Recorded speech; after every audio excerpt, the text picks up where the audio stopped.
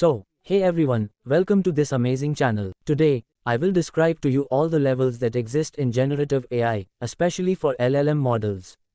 But before going deep into it, let us revise some points about LLM. Basically, a large language model or LLM is a type of artificial intelligence designed to understand and generate human-like text. These models are trained on vast amounts of text data and can perform a variety of language-related tasks such as translation, summarization, and answering questions. Okay, so how does an LLM work? Large language models operate by taking an input prompt or text and processing it through a complex neural network to generate a response or complete the text. This process is achieved using the transformer architecture. Okay, now how does a transformer work? Let's understand it by using a simple analogy. Alright, imagine you're reading a book, and you want to understand the story. Instead of just reading word by word, you look at entire sentences and think about how the words relate to each other. That's kind of what the transformer architecture does. The transformer architecture is like a super smart reading tool for computers. It doesn't just read text from left to right, it looks at the entire sentence to understand the meaning better. It has this cool feature called attention, which works like a highlighter. When you're reading and you see an important word, you might highlight it to remember it better. The transformer does the same thing automatically, focusing on the keywords and their connections. It also uses self-attention, which means it looks at each word in the sentence and sees how it relates to every other word. This way, it understands the sentence as a whole, not just piece by piece. To keep track of the order of words, the transformer has something called positional encoding. Think of it like putting numbers on each word to remember the sequence they appear in, so the computer knows that cat came before sat, and not the other way around. Okay, now I think we have a brief overview about LLM and transformer architecture. Now we are going to see the 5 levels of LLM framework for building AI applications. First we have our question answering LLM engine, then we have chatbot. Most of the people think they both are same thing, but they are very different from each other. Next we have reg or retrieval argument generation. Next we have LLM agents, which is currently one of the most trending topics in generative AI. And at the top we have LLMOS, means operating system powered by large language models. This is also a roadmap for those who are going to start learning generative AI. If you are a beginner, you should start with building of question answering LLM, then proceed further. So, we will go through every level in this video and explore every detail about all these components. Okay, first we talk about the Q&A LLM. A question answering engine is a system where you interact with a large language model, LLM, by sending it a question or prompt. The LLM then processes this input and generates a response. This interaction is straightforward. You ask a question. The LLM understands it, using its trained knowledge, and it provides you with an answer.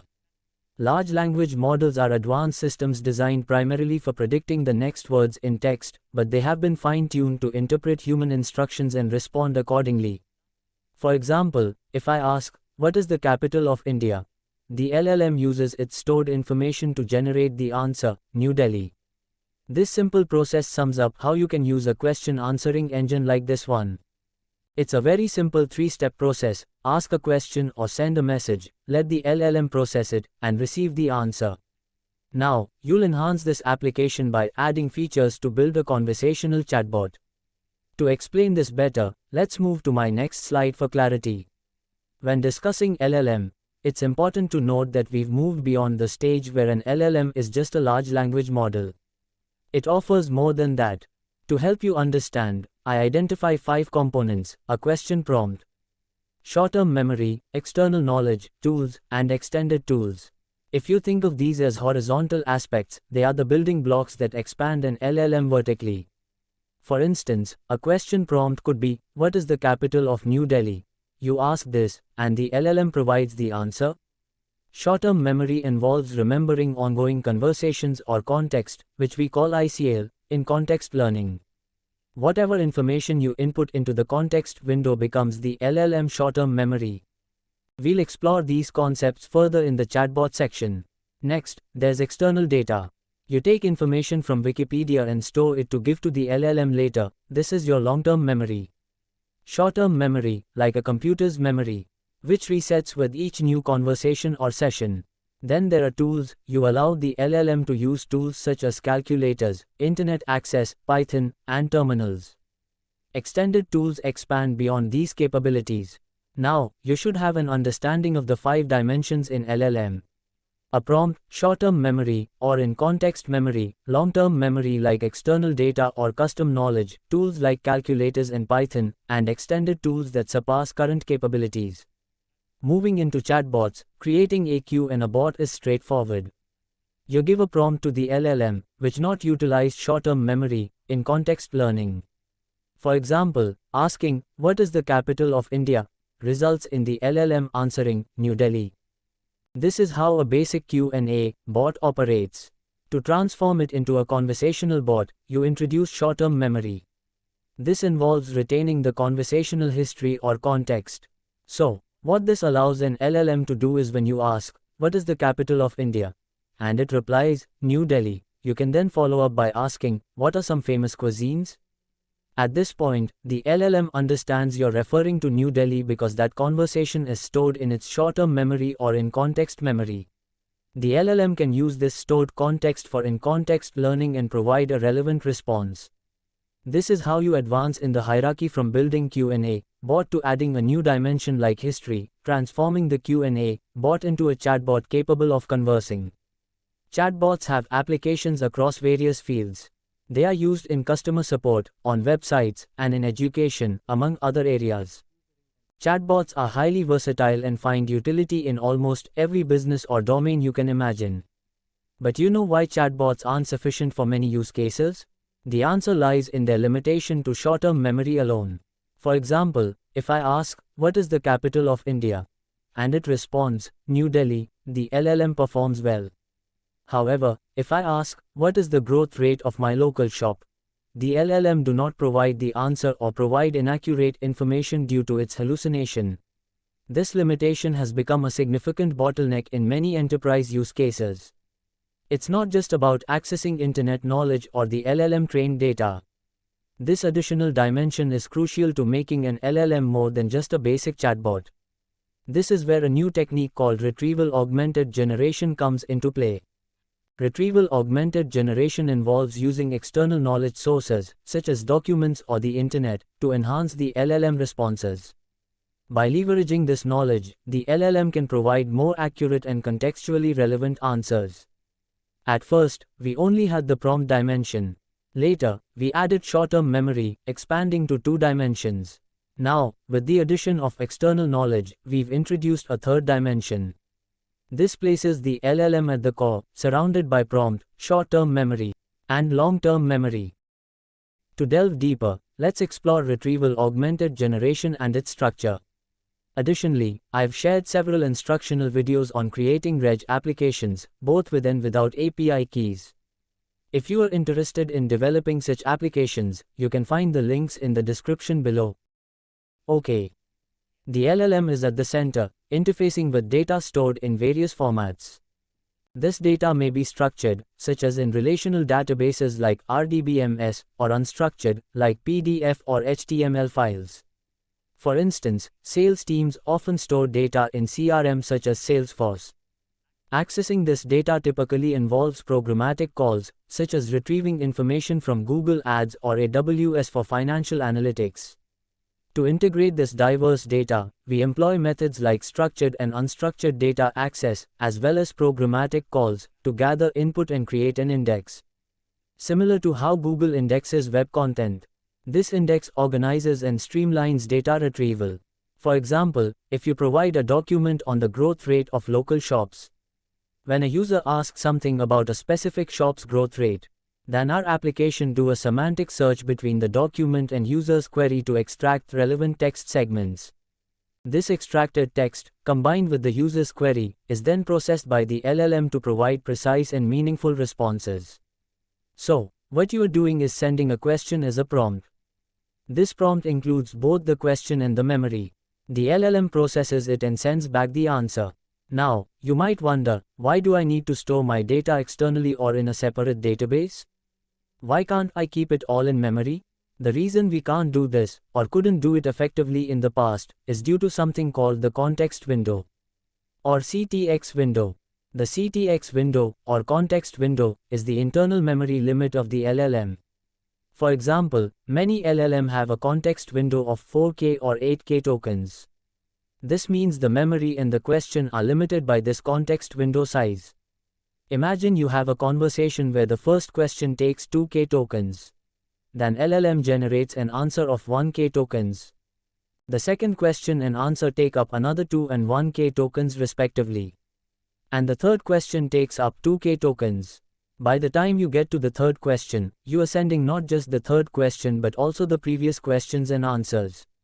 This quickly adds up to 8K tokens, which might hit the context window limit of the model. Once you hit this limit, the model can't hold everything in short-term memory and might run out of memory. This is why we use retrieval augmented generation. With RAG, you're not confined by the context window of the conversation. You can store information in a database instead of stuffing everything into the prompt, allowing the LLM to access the necessary information without exceeding its memory limit. We have a basic Q and A system that takes an input and provides an output. Next, there's the chatbot, which combines the input with conversation history or short-term memory to generate an output. This output is then fed back into the input to maintain the conversation history. Then, we have retrieval augmented generation. RAG combines a retrieval component with the LLM component to generate responses, which is why it's called retrieval augmented generation. This approach has numerous applications, and in 2024, many startups are focusing solely on RAG. Building a RAG solution today can be a great opportunity for raising funds or creating a successful software as a service business. For instance, there's a product called SiteGPT.ai that makes AI your expert customer support agent. This product ingests and indexes all the information from your website, allowing the chatbot to answer questions based on that data, making it more than just a regular chatbot. If you're new to LLM, I strongly recommend starting with a RAG system. University students or early career professionals should build a few RAG examples. There are many nuances in RAG, like improving indexing through chunking, choosing embedding algorithms, and deciding where to place text for the best results.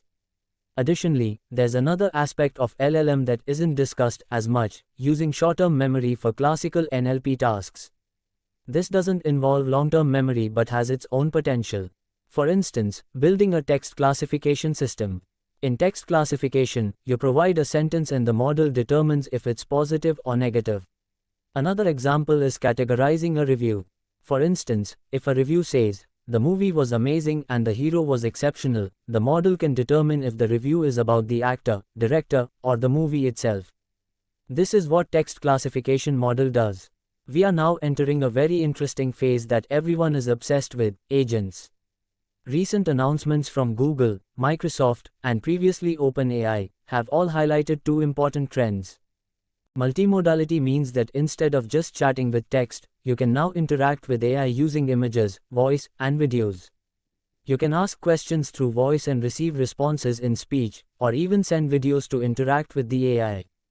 This trend significantly enhances the versatility and accessibility of AI interactions. The second important trend is the emergence of multi-agent setups. In this context, multiple agents can be summoned to perform specific tasks for you. Each agent has a purpose and will carry out particular tasks on your behalf. Before diving deeper into agents, it's crucial to understand another key concept called function calling. Function calling is the precursor to LLM agents. It involves using a short-term prompt and sometimes requires external memory. The primary feature of function calling is the ability to call external tools. However, the term function calling might be misleading because it doesn't involve the LLM calling any actual function. Instead, it forces the LLM to provide a structured response. Imagine you need to book a flight from London to Athens on May 31, 2024, for one adult. If you ask this query to any standard LLM, it won't be able to provide an answer because it doesn't have access to the necessary data. However, with function calling, the LLM can use an API to access data such as departure and arrival dates, flight availability, and more, and then give a structured response according to the user's query.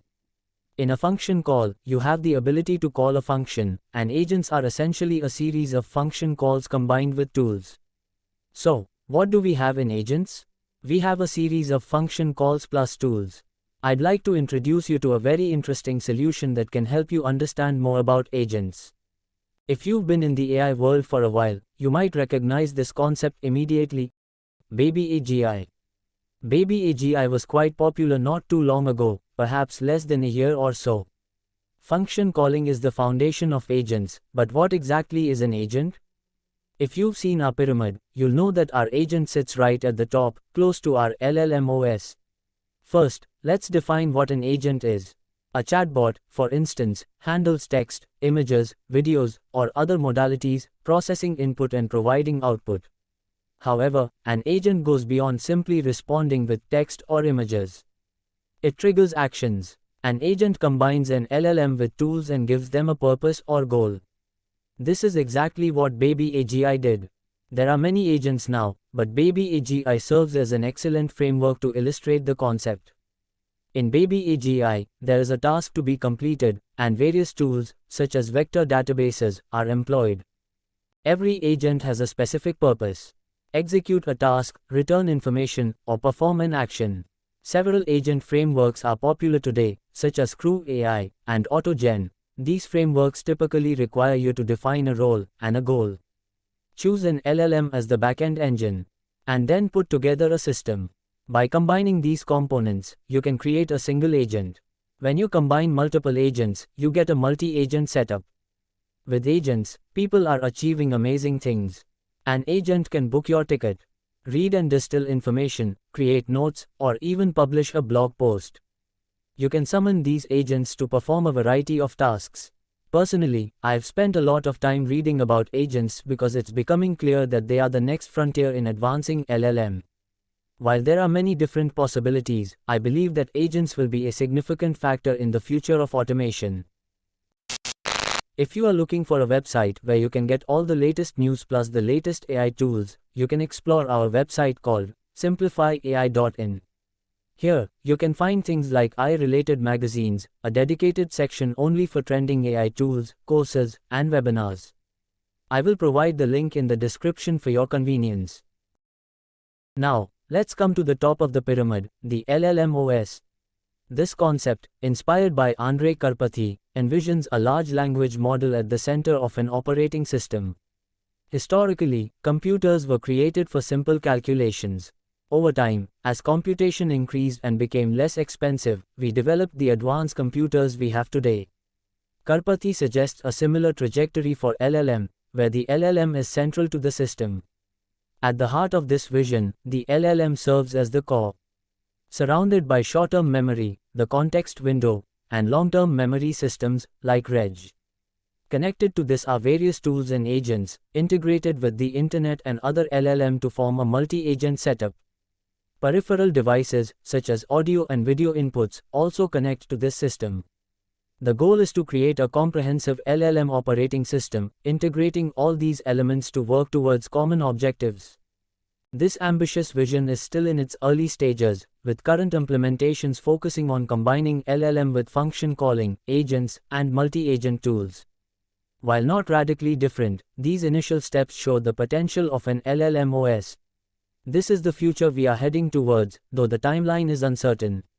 Some concepts, like achieving artificial general intelligence, may still be far off. However, the development of the LLM OS is a significant step in that direction. I wanted this video to be a brief overview, but it's already becoming quite lengthy. If you enjoyed this content and found it helpful, please let me know in the comments. This video took considerable time to create, and your feedback is valuable. So, this is Simplify AI, and I hope you like this video, and if you want more video on latest advancement on AI around the globe, you can subscribe our channel for future updates.